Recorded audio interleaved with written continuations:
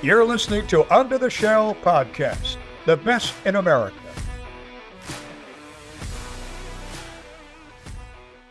Welcome to Under the Shell, presented by Testudo Times. I'm Brennan YSL. Sam Jane.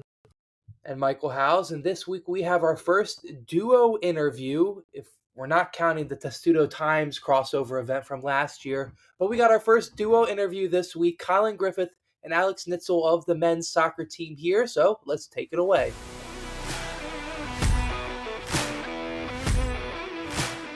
All right, our next guests on the podcast are Maryland men's soccer, Alex Nitzl and Colin Griffith. And I'm going to start with your guys' most recent game, Friday night at Indiana. It started Friday night. It didn't end on Friday and ended on Saturday. Weather delay. You guys held on to the 1-0 victory. I just kind of want to ask, have you guys ever been a part of a game like that where you start it, you don't finish it, you're going to go to bed and then finish it the next day? Have you ever been a part of something like that? Me, personally, no. I've been through weather delays and stuff like that in playing, and either they'll just cancel the game outright and like you'll play it again at a later date, or you'll end up waiting it out and just finishing the game that same night. I've never personally been part of a game where we stopped at the 69, like 16 seconds or whatever there was to go, and had to wait until the next morning to play that final 20. So that was all new for me and interesting. Yeah, same for me. I similar experience. Like I had weather delays and all this and that, but I never waited a whole day to come back, only played 20 minutes. Like that was something I've never experienced before, and was definitely quite the experience, I want to say. What was Sasha kind of telling you guys? Obviously, if the game had gone, 25 more seconds, you would have been done for the night and would have got the win. So what was kind of the mood in the locker room after that, and kind of how do you stay ready to go when you're going to play an early game next morning and you already played last night? It was kind of weird because we didn't really know what's going to happen. So we were initially pretty pissed because we felt like we should have played another 16 seconds and I would just call it quits.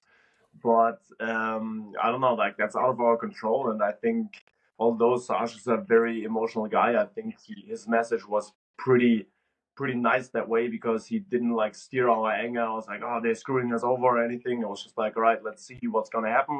This is something we can't control. Let's see what decisions will be made. And he was pushing hard for whatever we wanted. He was pushing hard for getting the game done, or at least playing the next day, because there were multiple times or time frames that were an option. But yeah, it was in the locker room was just weird because we were waiting, but we didn't know we were running against time, out of time, and it was just weird. But it was a quick turnaround. We got back to the hotel, we went to bed, and next thing you know, at 6 a.m. you wake up and you're getting ready for the game. So there wasn't much time to think. There wasn't much time to prepare anything, and yeah, I feel like that's how it kind of went.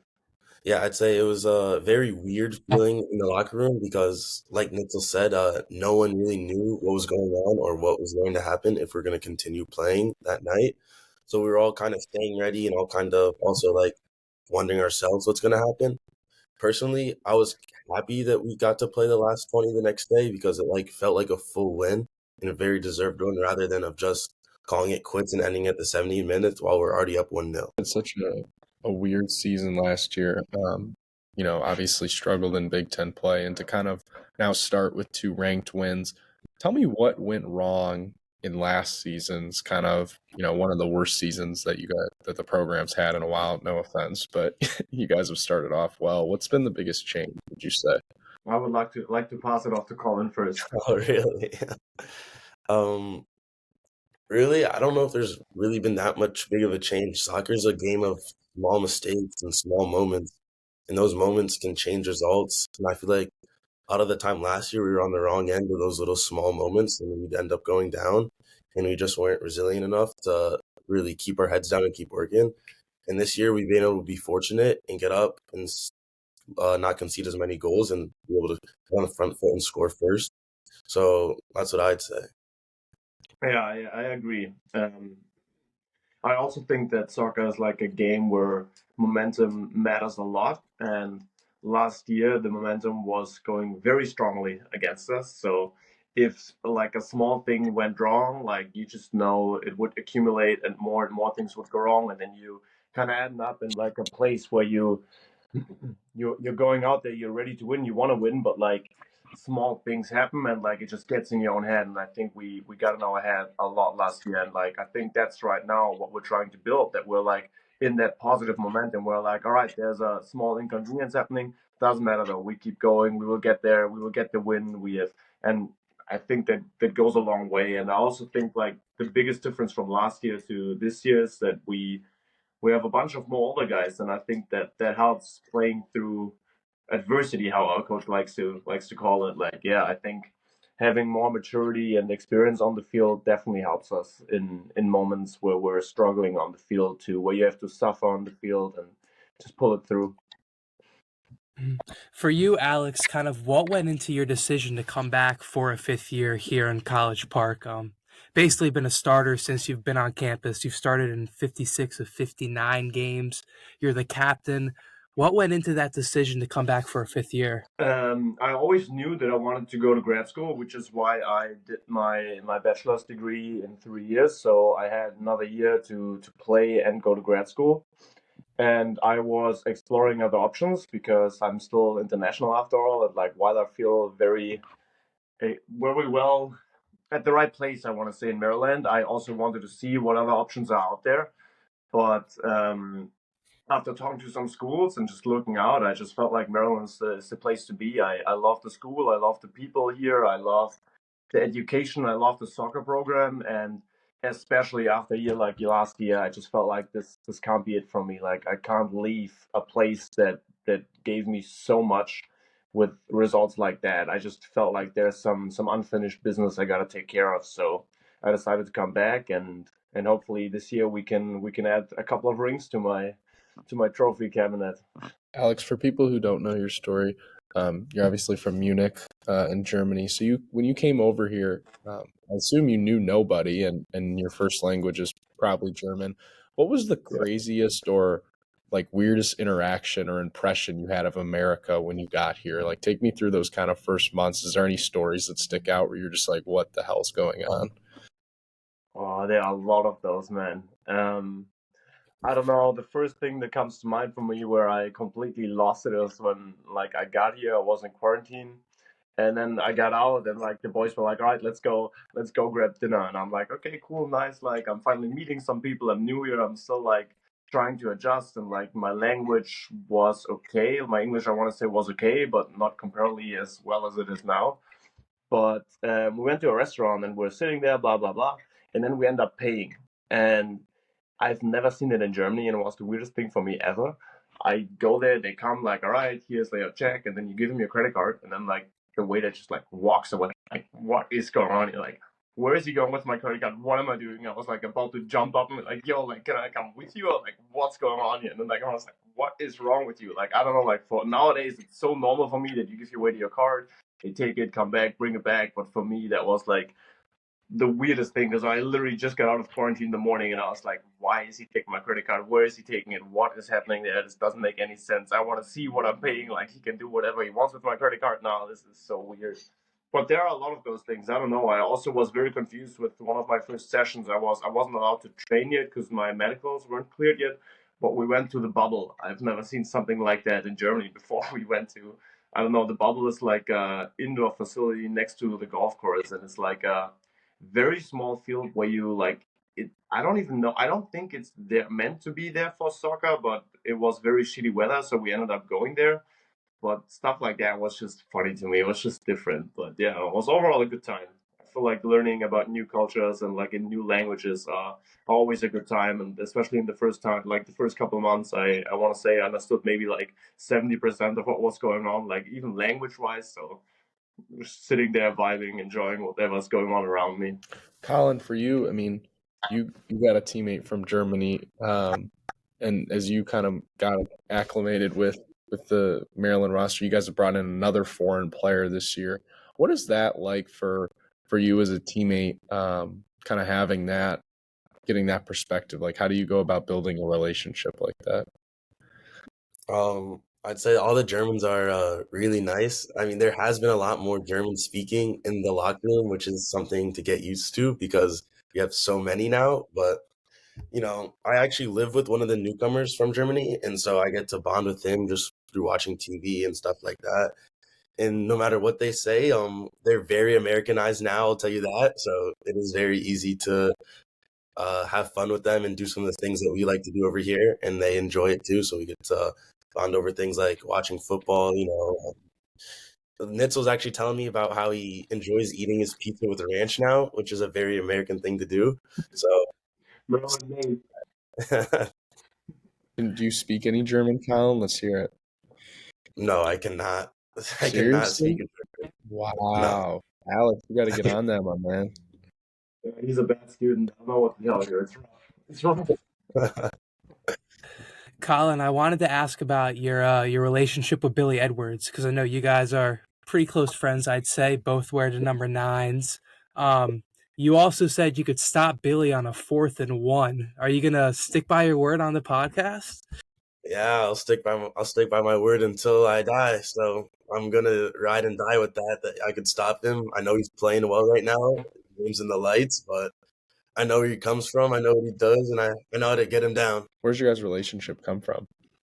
So we first met. What I guess it would have been my sophomore year. I don't know what it is for him. My sophomore year, we had a Stat 100 together. And then through that, we just got like tutoring and whatnot together. And so we were around each other a lot, talking to each other a lot. And then that just turned into like out of the classroom friendship where we played a lot of Xbox together, specifically Rocket League. So we would do that. And then from that, we just started hanging out. And then over the summer, we both had to come here early for different kind of workouts. And I actually lived on his couch because I didn't have an apartment.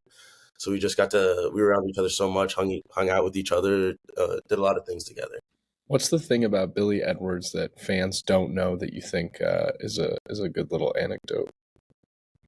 I feel like he comes off super serious and always laser focused whenever he's talking to the media or in games, which he is.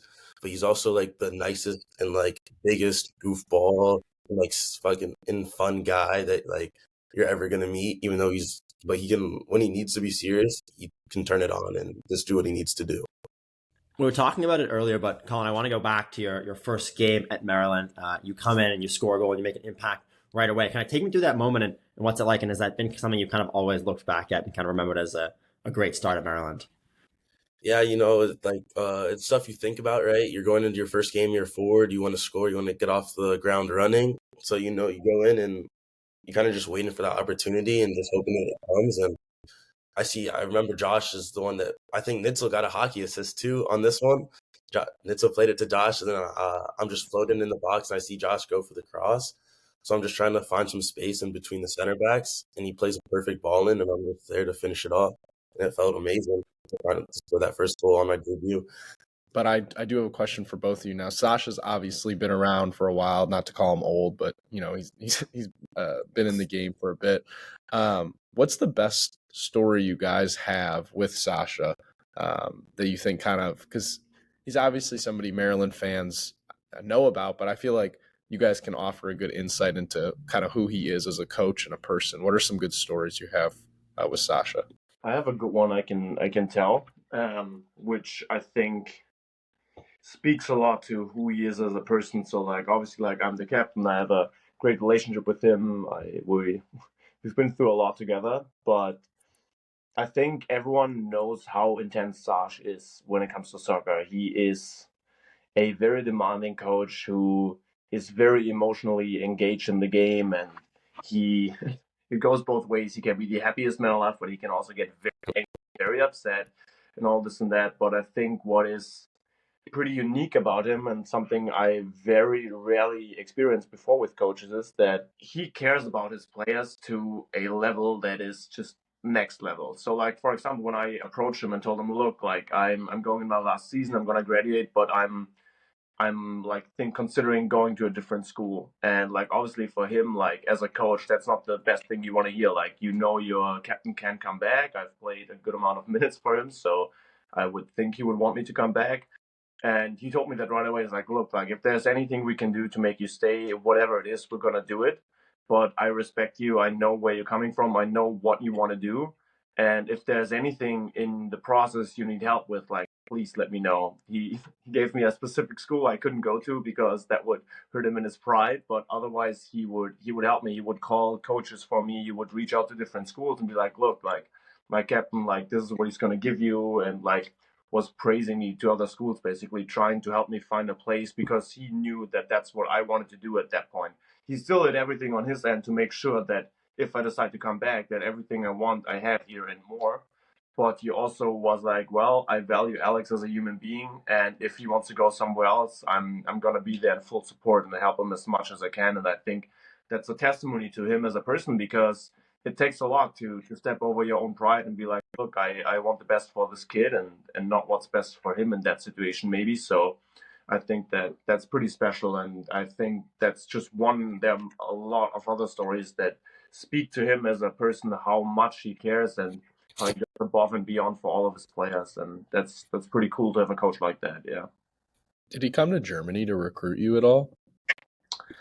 For me, not because it was peak COVID, so there were very strict travel guidelines. But for other players, yeah, the coaching staff travels abroad to watch them play, to recruit them, to meet the families and everything. Yeah. And what about you?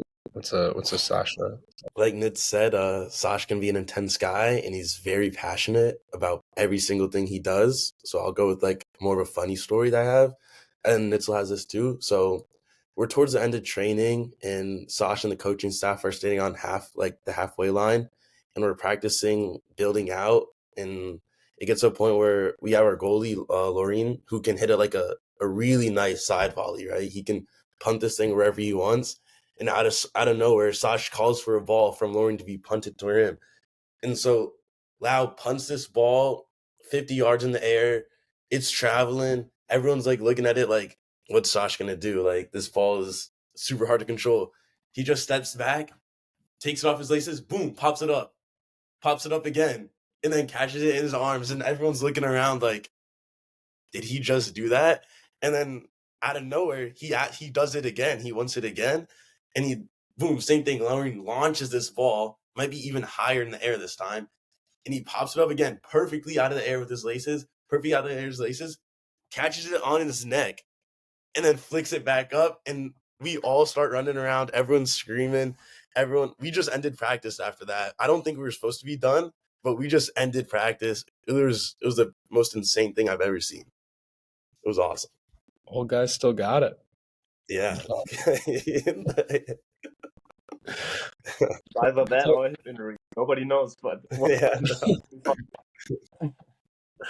Tell us, for non-soccer guys, like how much do you guys have to run, and what's the conditioning like for you guys? Because I've heard that soccer conditionings can be kind of crazy.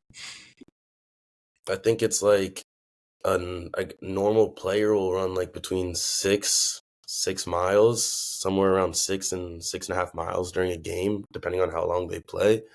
I'd say you don't really realize how much running it is during the game unless you're just chasing the whole time, which hopefully we're not doing. But usually the fitness is like, we'll do different variations of fitness, like speed work if we're trying to build up like that quick twitch acceleration, or we'll do some longer tempo stuff where it's like, we'll do 100 yards, we'll do like 5,000 yards or 4,000 yards, and that will be split up between 100s, 200s, 300s, and like whatnot. And that will be like however long it takes to just finish those, we'll do.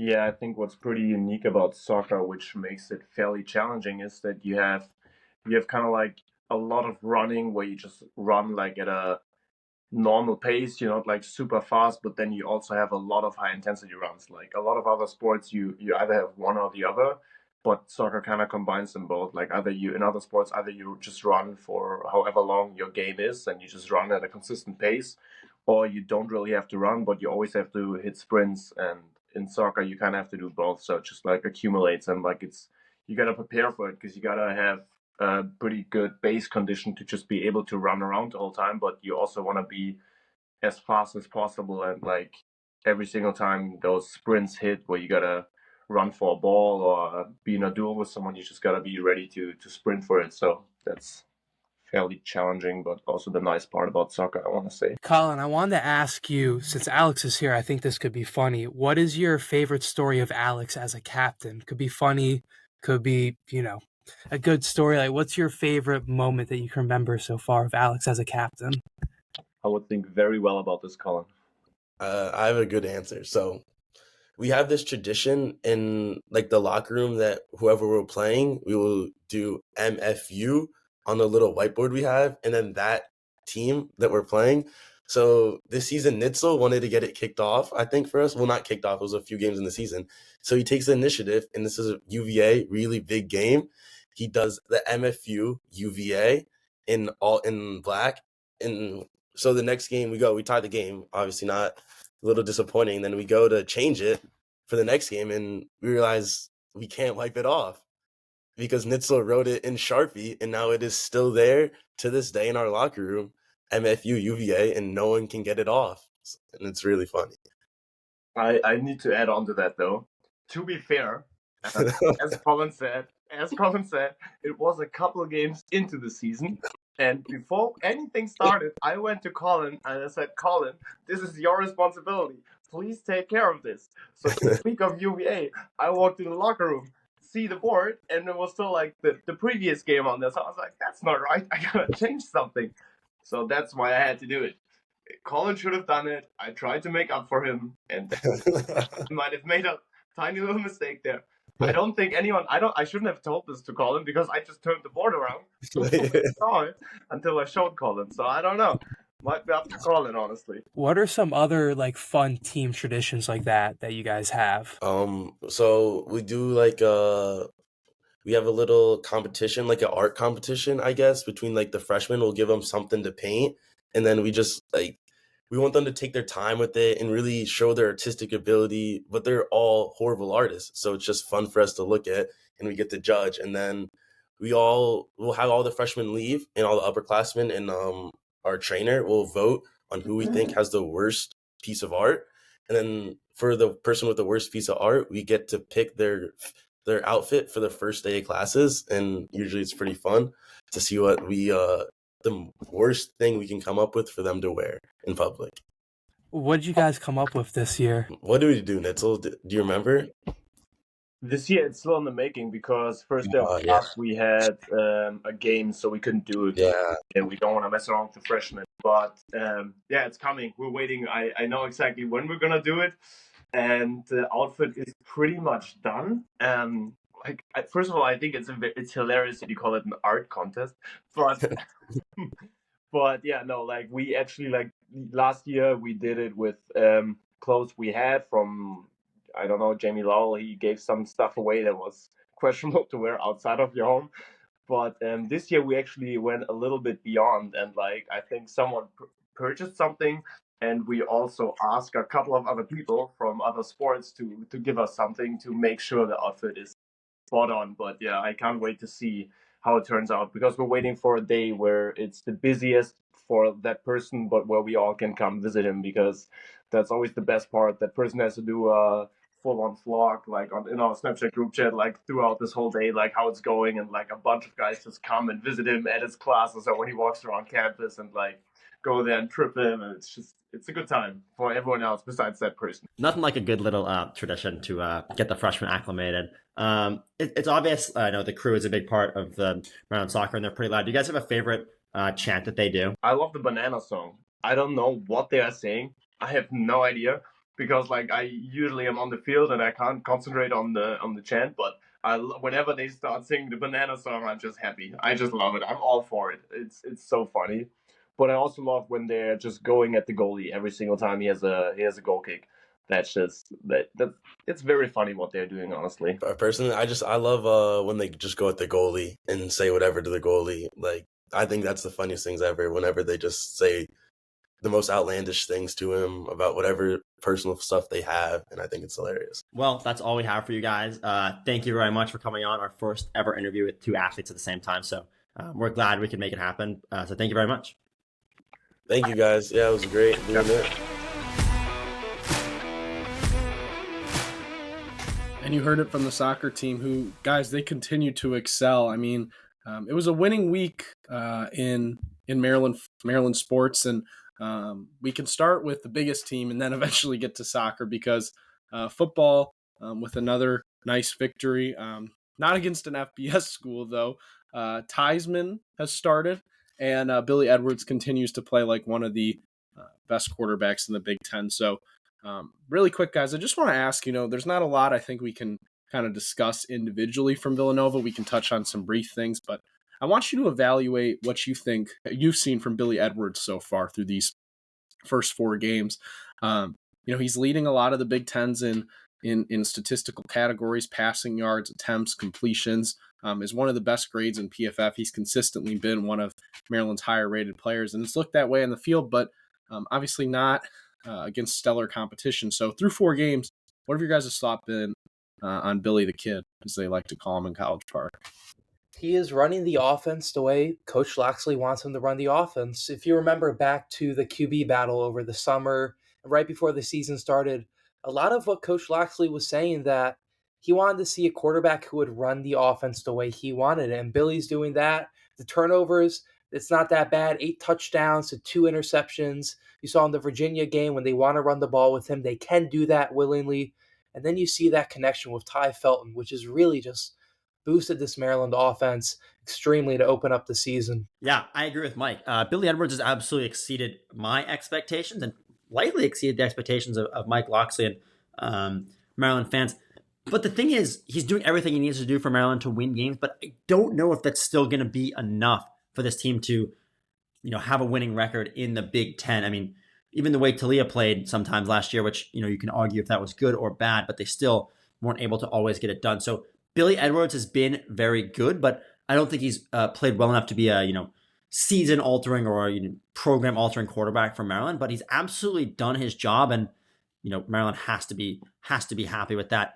We can talk about the Villanova game as much as we want, but like Sam said, with backups playing in most of the second half, like it's hard to really know how that compares. So the big test is absolutely the Indiana game. Indiana is essentially the 27th best team in the country. If you look at receiving votes, I mean, they're basically a top 25 team. So this test is not what people thought it was going to be 4 or 5 weeks ago. Indiana starting off 4-0 with a Big Ten win, a Big Ten blowout win over UCLA 2 weeks ago. So going into the Indiana game, a much bigger test than what people thought. How are you guys feeling for that going into the week? Yeah, let's kind of briefly go over Indiana. New coach in the building, coming over from Mac school. You got Kurt.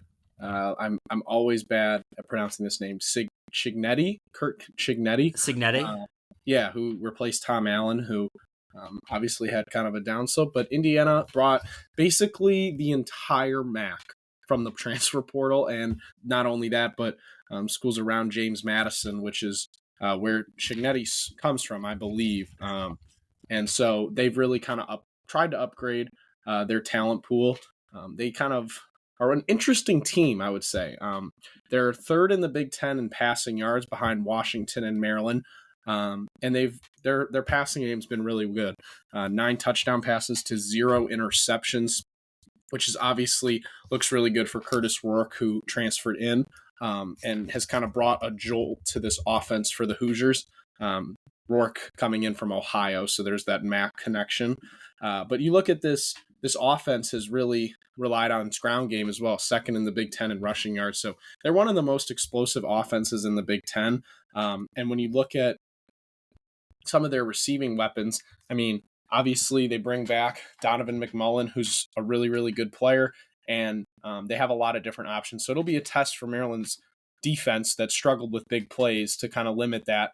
And then on the defensive side, I mean, caveats, obviously competition, guys, but Indiana has been one of the best defensive units in the conference. They're tied for 2nd in the conference in sack. They've allowed the lead. They've had 4 interceptions on the season. Now there is yards to be gained against this team, guys. Okay, it's not like there's some undisputed, unbeatable unit, but I do think that this will be a significant test for Maryland. Now, if they win this game, which we kind of chalked up early in the season, I think you look at it as they've made a solid recovery off the Michigan State loss. But I know I just went on for a lot there. I think Indiana's going to be a real test for the Terps. some quick history between these two schools. The Terps have won the last 3 against the Hoosiers, but before that, Indiana won the previous 3.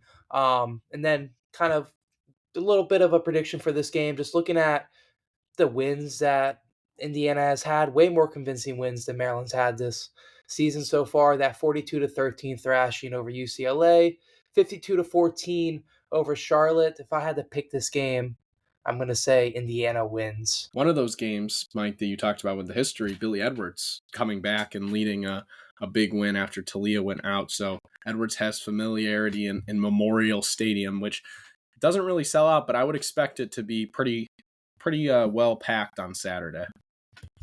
It's a much bigger test than we originally thought, and if Maryland does get the win, it's possible that Indiana will finish with a winning record, which brings me to the question I wanted to ask you guys. How many schools do you think in the Mike Locksley era Maryland has beat that finished the season above 500? Does this include non-con too? Yep. Okay, there's 17-1, I think, in non-conference play, and like 3 of those wins have come against. So Mike, do you think 7 or 8 is a good guess? Which sounds really bad, but You want to go 8 and I'll go 6? okay, little Price is Right action. Yeah. I like it. This is including bowl games. Oh, The answer is 4. holy. 2022 Buffalo, 2022 SMU, 2022 NC State, and 2023 Rutgers. Auburn? No. They might have been 500. They were 6-6 going into the bowl game, and they finished 6-7 on the season. Wow, that is a crazy. Is that good? I mean, No. That's not what you're looking for, 1,000%. And I think Locksley could you told after the game that he was not pleased with their effort there in the middle part of the game. Lamented a lot about the sloppy play. And guys, they just can't hash these errors out, it seems. So we don't have to spend a ton of time on it. They won, but it needs to get cleaned up, because I will say they will not win if they play the way they did Saturday against Indiana. They need to play a cleaner game. And I think they will, because I think they'll be ready to go. It just kind of gives that vibe. And they have one of the best receivers in the country at this point on their side. Shout out Ty Felton, friend of the pod. So big win against Indiana, which leads perfectly into our next segue, talking about another Maryland-Indiana game. This one already happened. You heard it from our guests, the men's soccer team, guys.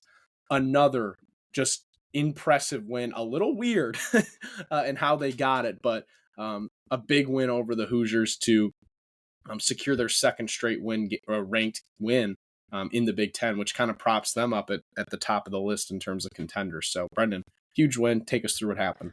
yeah, we just talked about it, but it was obviously a very odd game. If Maryland had played, the game had lasted 20 more seconds, the game would have ended. The game was originally scheduled for Friday night. It got stopped due to a weather delay. They had to finish the last 20 minutes and 20 seconds on Saturday morning, even before the Maryland football game started.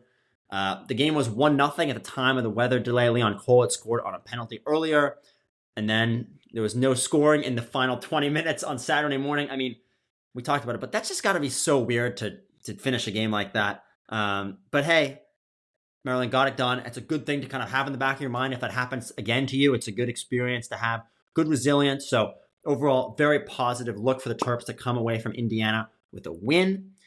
Now, next game, Penn State at home on next Tuesday, 6 p.m. That'll be a game that they should be able to win, and it'll be another good win if they can get it done. I'm looking forward. They'll play Northwestern on Friday. Northwestern's 0-2 in the Big Ten, and they were ranked, but they're probably likely going to drop from that after their poor weekend. So overall, men's soccer team is trending up, and it was very good to have them and talk to them this episode.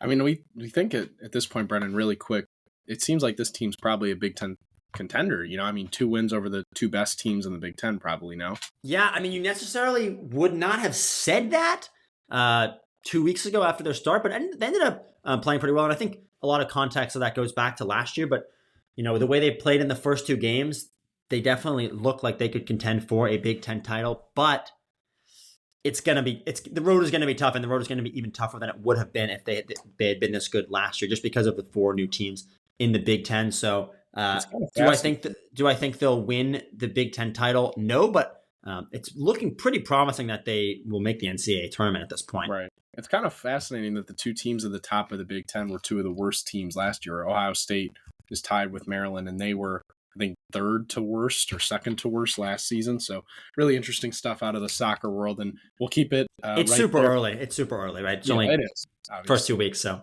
It's getting late fast though for the other soccer program, guys.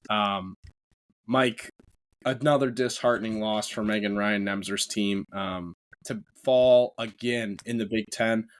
They let up a goal less than a minute into Washington and then lost to Oregon. So they're 0-2, Mike. The sky might be falling for Megan Ryan Nemzer. What's going on here?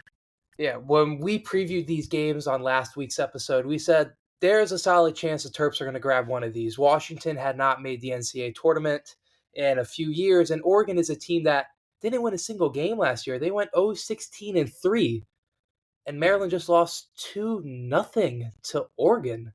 You didn't score that entire slate against Washington or Oregon. You haven't scored in the past 3 games. You haven't scored a goal in Big Ten play in the past 700 days, over 700 days.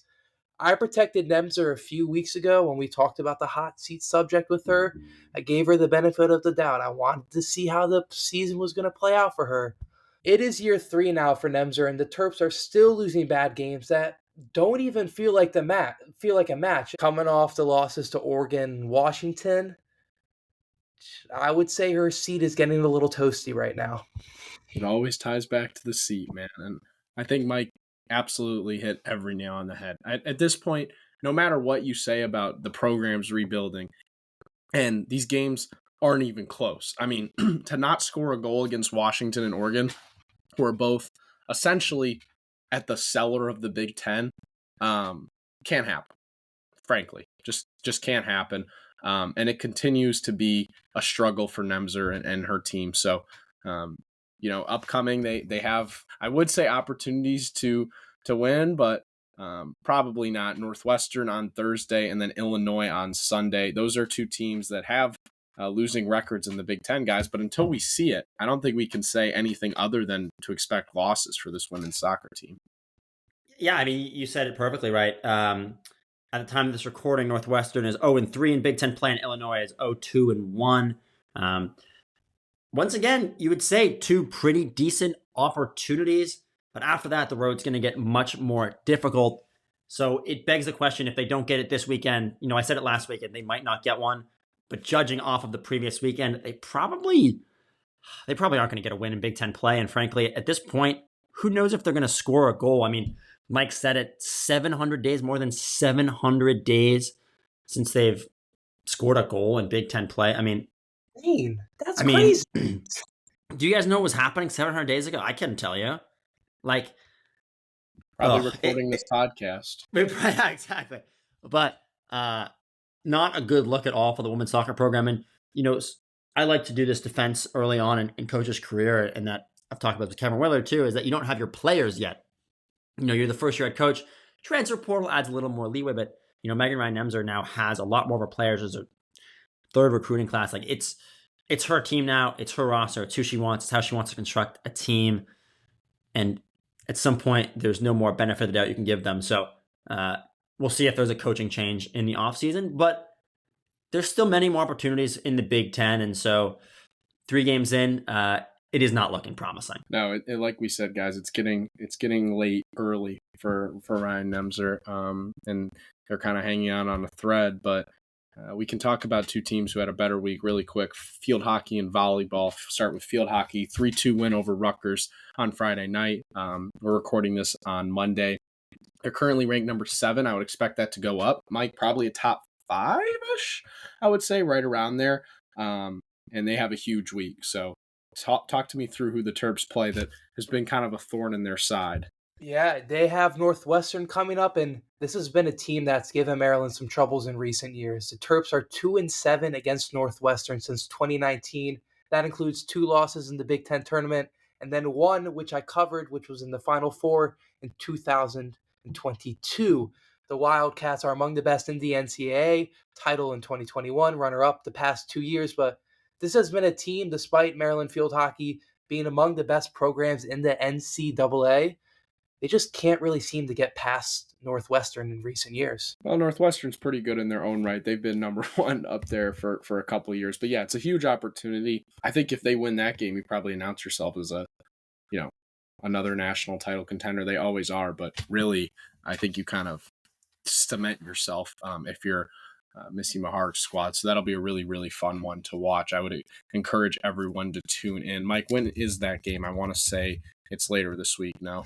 It's on Friday. Friday, yeah. So that'll be a fun one to watch, leading right into the football game. So a big game there for the Lady Terps, and we'll move on to another women's sport, and that's volleyball. We talk about coaches. A lot of times, guys, I feel like we're talking about coaches winning in non-con games. Adam Hughes is the king of that. 9-2 in out-of-conference play with big wins over some foreign-ish schools from Maryland. Take us through their week. I talked about the first weekend. They had a pretty terrible first weekend. They went 1-2, but they've won 8 straight since then, and that's exactly what they needed to do. This team gelled, got rolling, and had wins over Nevada and UCF this past weekend. Longest win streak since 2021, but hey, this is when it starts to get tough. But luckily, they have a pretty easy start to Big Ten play. Talked about playing Northwestern at home for field hockey. Field hockey game is at 6 p.m. on Friday. But Thursday, Northwestern's also in town to play the volleyball team. That's going to be a close contest. Both teams are probably going to finish somewhere in the middle of the pack. And as we talked about last year, if Maryland maybe wants to make one of those pushes for the NCAA tournament, this is kind of a game they would like to grab. But then they play Iowa on Saturday, which is going to be a great opportunity to get a win. Last year, the Iowa women's volleyball is the women's soccer team from Maryland in the sense that they didn't win a game at all last year in Big Ten play. So that should be a game that Maryland can win against Iowa. So, looking at a 1-1 and a possibly 2-0 weekend, which would be a great start in Big Ten play where Adam Hughes and the volleyball team have struggled. But luckily for them, slightly easier introduction. So we'll dive more into Big Ten play as the volleyball team moves along. But a pretty nice start for them. They don't make the schedule, obviously, but they couldn't have got a much easier start. Moving into our pick segment now. Been pretty hot the past few weeks, boys. 6-0, back-to-back 3-0 weeks. Ever since we made fun of your picks, you just said it's pissing me off. So let me get hot. So I'm going to start, of course, hot hand. We're going to start with USC favored by 14 points versus Wisconsin. I think Miller Moss is a real deal. I think he's legit. He's going to have a bounce-back game after that narrow loss in the Big House. Then we're going to be taking Colorado underdogs by 14 at UCF. Are you kidding me? Coach Prime and the boys are going to go in there and take that one. Taking the points, though, not money line.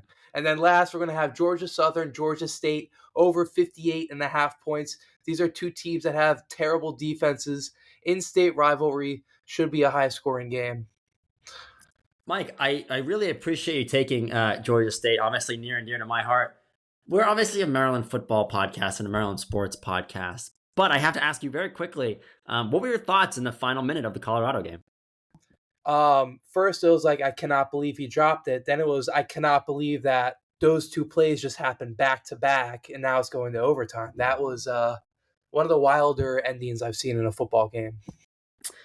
Yeah, and I wouldn't take Colorado plus 28 this weekend, but you took them plus 14, so who knows? I'll move into my picks. I will stay with a wagon here. The Boston College Eagles. They are hot.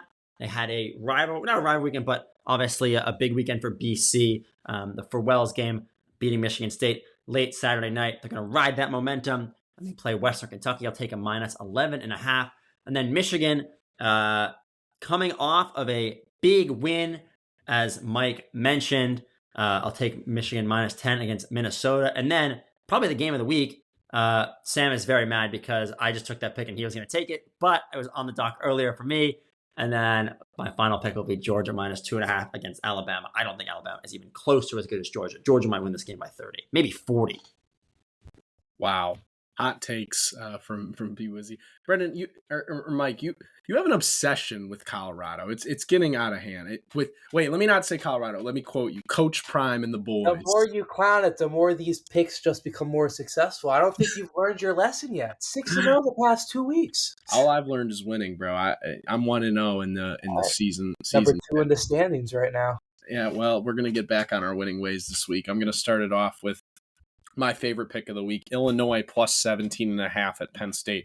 For a ranked team to be getting 17.5 points seems a little ridiculous. So I'll start with that. And then I'll go to Oregon minus 24.5 against UCLA. I think UCLA is god awful. So give me the Ducks. I think people are overreacting. They're still a really good team. And then I'll finish it out with another ranked game, Kansas State minus 5.5 against Oklahoma State. That should be a fun one. I like KSU. So give me the Wildcats, and we're going to get back on the wagon. 3-0 weekend coming. Shut Mike up. We'll see. We will see, indeed. But let's move into a pretty good segment, I like to say. Let's go Terrific Terp. This week's Terrific Terp was a true hero and leader, not just on the University of Maryland campus, but in the United States. John William Goykeson, better known as Bill, died when he was 28, but he made quite the impact on his communities. Goykeson was born in Washington, D.C. in 1915, but attended Bethesda Chevy Chase in Maryland for high school. At the University of Maryland, he starred in football, but surprisingly, his high school didn't have it as an organized sport. In fact, he was offered a full football scholarship at Maryland without ever playing the sport in an organized way at Bethesda Chevy Chase. In high school, he played soccer and track, where he held the Maryland shot put record for more than 28 years and was state champion sprinter. And he also led the basketball team in high school to their first county championship as a sophomore. At Maryland, he obviously was going to use his sprinting and kicking skills on the football field, so he was a running back and a punter. Also at Maryland, he played on the basketball team, the baseball team, and he ran track. In total, he earned 9 varsity letters in 4 different sports. During his senior year, not only was he making an impact on all types of different fields and tracks, but he was named his senior class president.